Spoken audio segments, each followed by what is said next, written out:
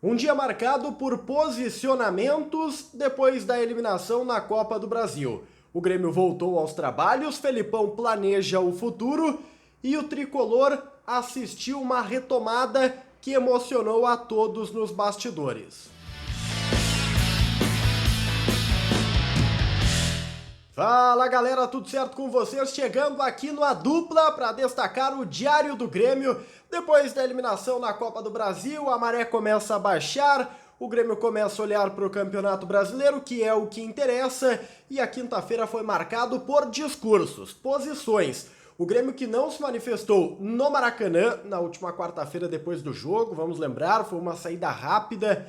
O Grêmio colocou apenas o treinador para falar, só o Felipão deu entrevistas e o presidente Romildo atendeu às rádios hoje de Porto Alegre, conversou bastante sobre as questões ligadas aí, entre aspas, à vitória nos tribunais, que foi a cassação da liminar que dava direito ao Flamengo a ter público nos estádios. Então foi um dia marcado muito por discursos. E nós, inclusive, já falamos aqui os principais pontos do discurso do presidente Romildo Bolzan Júnior às rádios de Porto Alegre. Você não viu, cara? Então volta um conteúdo de Grêmio na playlist de Grêmio para conferir aqui no A Dupla as palavras do presidente, inclusive a ideia dele sobre o Campaz.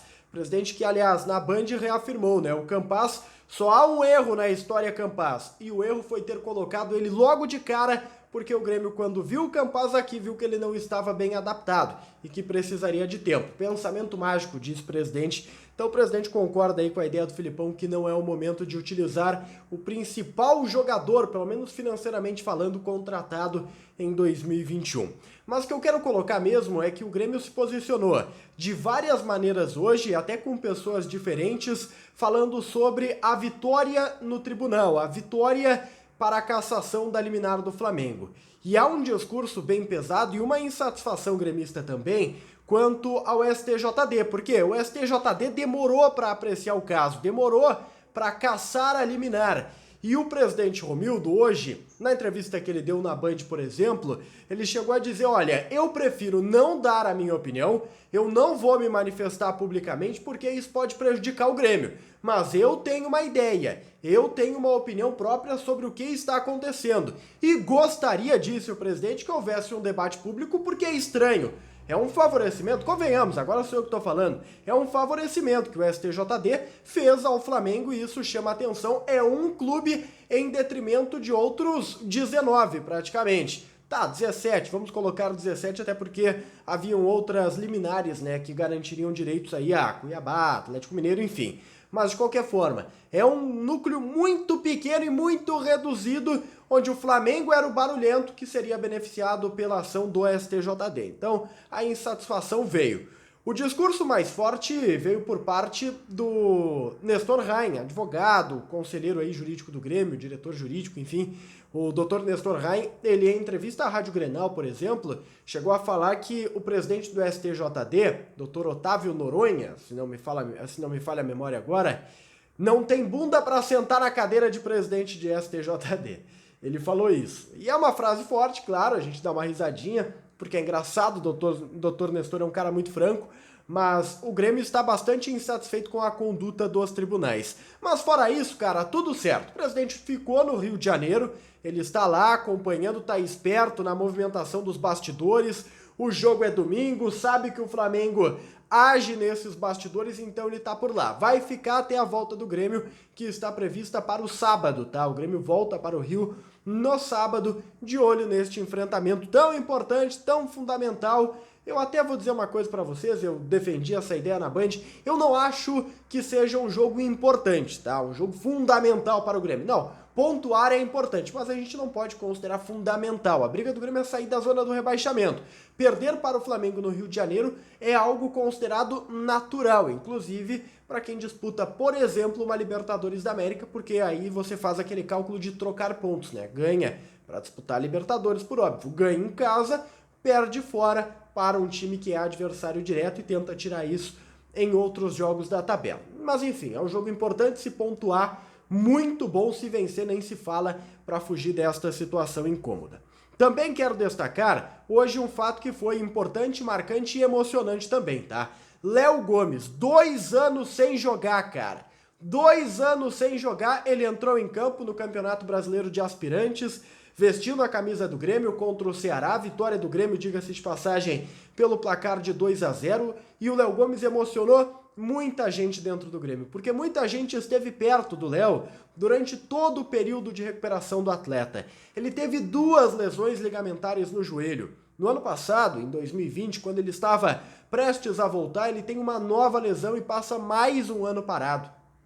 Uma história difícil, né? Jogador de futebol que se machuca vive uma situação delicada, ele acaba ficando, né, retraído, medos. A gente já ouviu muita história a respeito disso, a gente já conversou com muitos atletas sobre isso e o Léo está conseguindo superar. Todo mundo tem um enorme carinho pelo Léo Gomes, uma enorme expectativa porque ele era um lateral de um potencial muito grande. Vamos ver como voltará o Léo Gomes. Jogou pelo Grêmio no Campeonato Brasileiro de Aspirantes e mostra a qualidade, claramente sem condições físicas, né? Sem ritmo, mas isso se adquire. A qualidade, que era a principal característica dele, é dom, é uma questão natural. Tomara que ele possa voltar de fato. Quero falar sobre esse jogo, 2-0 o Grêmio em cima do Ceará, que Guilherme Guedes jogou, deu uma assistência para gol inclusive, e adivinha quem foi o destaque do jogo? Adivinha, cara, uma chance, Elias Manuel, deixou a sua marca. Pedro Lucas também fez, né? O Pedro Lucas fez o segundo gol do Grêmio, então Elias tá aí no raio do Filipão, na alça de mira, para 2022 certamente, assim como o Pedro, são jogadores que estão dando trabalho aí nesse Campeonato Brasileiro de Aspirantes e a gente observa porque é o futuro gremista, né? E sabemos que o Filipão também vai movimentar esse grupo para a pré-temporada do ano que vem, para a pré-temporada de 2022.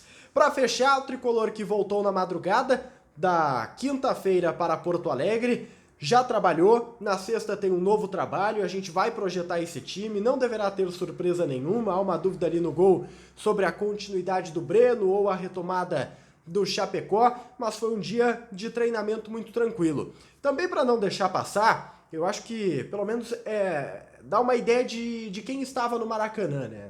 De que tipo de público estava no Maracanã. Ingresso caro, tinha pouca gente. E o Rafinha foi muito criticado, até alguns vídeos aí viralizaram, né, do Rafinha mostrando a tatuagem, tipo, eu ganhei isso aqui pelo clube, cara, tu tá aí me xingando porque avacalharam na do Rafinha. E uma torcida do Flamengo acabou fazendo um post, coloca na tela aí, ó, a torcida do Flamengo, uma das organizadas, acabou fazendo um post falando que não fica idolatrando o jogador, mas precisa ter respeito e que repudiava a atitude destes torcedores, essa ação contra o Rafinha, mais pesada contra o Rafinha fez um agradecimento também na sua conta do Instagram. Eu acho legal fazer isso, sabe por quê? Porque precisa ter respeito pela história, né, cara? Convenhamos. E o Rafinha é um jogador que no Flamengo tem uma história rica e muito bonita. Linda a história do Rafinha por lá. E os caras avacalharam. Por exemplo, você, gremista, pesaria em cima do Edilson? Não pesaria, cara, porque quando ele esteve aqui, não pesaram. É a mesma relação, né? É um jogador que venceu em Porto Alegre e eu tenho certeza que você tem um carinho enorme, mesmo que ele esteja vestindo a camisa de uma equipe adversária, como aconteceu já recentemente, né? E o Rafinha deixou esse like, deixou esse agradecimento para os caras e é uma atitude admirável. Mas, né, ingresso caro, só vai os carinha de amendoim, os playboy, aqueles caras que, né? Não é você aí, torcedor raiz, cara. Deixa teu like, compartilha o vídeo, te inscreve no canal e vem fazer parte da dupla. Taigor Jank e eu estamos esperando por vocês e contamos com vocês. Tchau, tchau.